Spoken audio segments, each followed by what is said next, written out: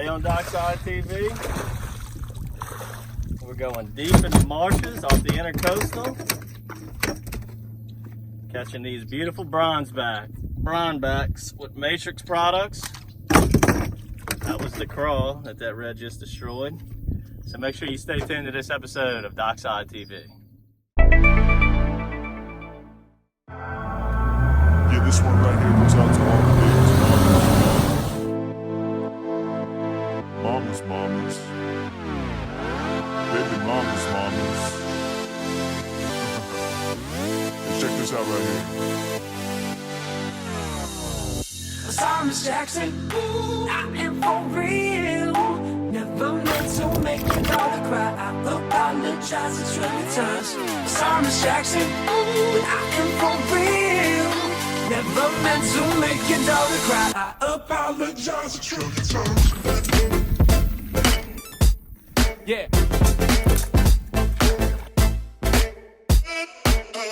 Thomas Jackson. Yeah. Bounce. Thomas Jackson. Ooh, I am for real. Never meant to make your daughter cry. I apologize a trillion times.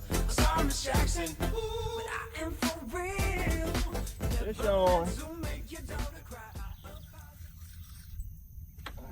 We've been discussing a lot lately how these rat reds have taken over. When we just came into a pond system to sight fish the reds, it was totally grassed over, so we got in the main bayou. Oh, lost that one. And just popping corks and jigging dead in the middle of the bayou since it's not as grassy. See if we can get them on a roll.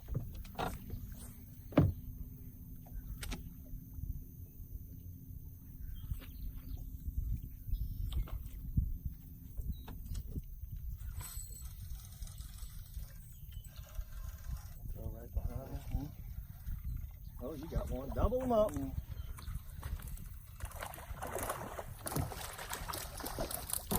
Rat Red City.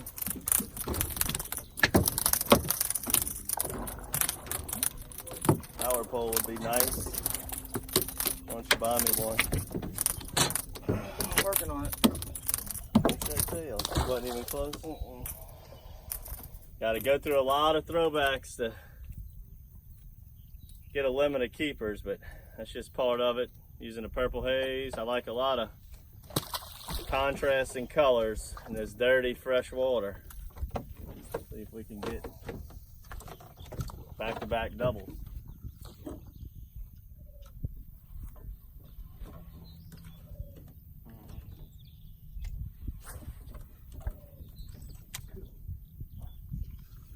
Never fails. You're looking down at the trolling motor.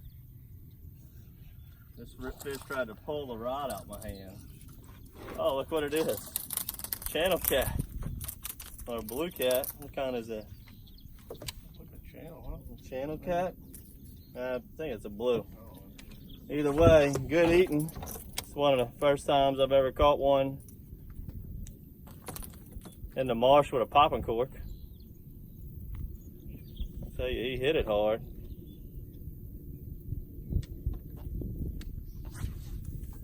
Not a hard head, guys.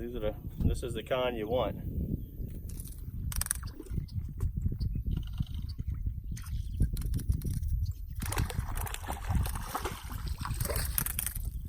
Another little golden rascal. This one's not going to make the team. They sure are hammering that purple haze underneath that matrix float.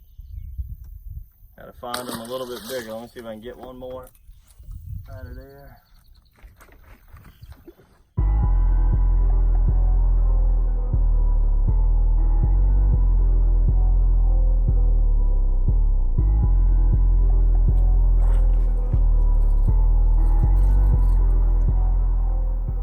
Alright, what we doing now, we got out of the canal systems, came into Lake Bourne. Water's pretty stained in here. I can see them, so I am up on the stand, but it's a little hard to see them. So what I'm doing is I'm blind casting the crawl, working it like a spinner, And then if I happen to see one and try to sight fishing, looking a little skittish because the water's dirty and I'm getting right up on them. Pretty nice fish. These fish are a lot nicer than them little rascals we were catching on the inside. That's on the white lightning craw. Let me show you something. You see all them sores on the bottom? Fish is still good, the meat's fine, but we've dealt with that all year. In my opinion, that's some freshwater lesions. Their skin's just not used to that. But we're gonna keep him. Another nice fish. With the fishing being tough, we're taking a lot of different approaches to track down these redfish. We're catching them in the shallows, grassy ponds, hard banks in Lake Bourne, deep canals that interject the ponds, and we're really having to do a lot of different things in order to fill up the box of redfish. It's just not simply sight fishing all day or throwing a spinnerbait all day. We're having to do different things to make it happen. So what we're doing is, when we are in an area that we can sight fish, the matrix crawl, no doubt, is our favorite thing to go with. Also, the matrix crawl can be ran like a spinnerbait. If you can't see the fish, you can still burn it like a spinnerbait, or you can simply clip on a spinner. We use the H&H clip-ons, and we use that a lot today when we were on the hard shoreline and did well with that. The most deadly thing there is out there in the 2 to 8 foot little bayous that interject ponds is a popping cork. We got our cup matrix float here, 20 inches a leader, and a 5/16 black platinum with the purple haze. That's caught the most fish today, but it's also caught the most throwbacks. You're gonna find most of your throwbacks are gonna be in the ditches, and they love hitting popping corks. Then, same thing with the ditches. If it's a little bit deeper of a ditch, like 8 to 10 foot, we'll simply go to just a matrix on a jig head and just jig the bottom. That also is going to yield a lot of redfish, which you're going to have to weed through the throwbacks. And weeding through the throwbacks is just part of it.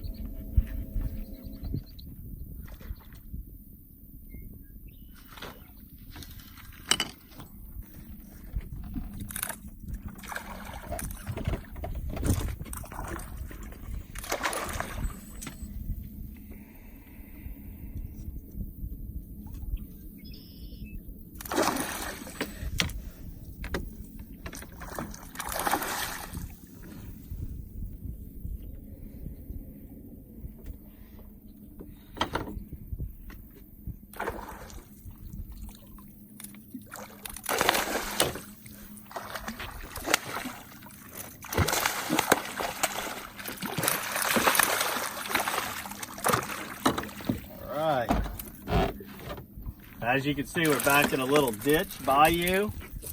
These ditches are typically going to be a little bit deeper than the ponds, you know.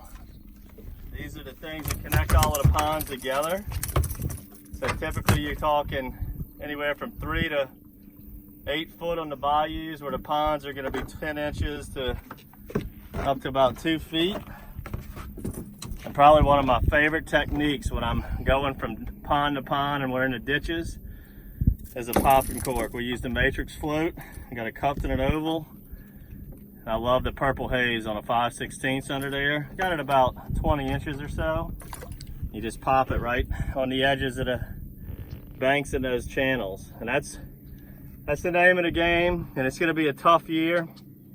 And you gotta rig all your poles with different strategies. We had crawfish on for shallow water, even clipped on our spinnerbait combos.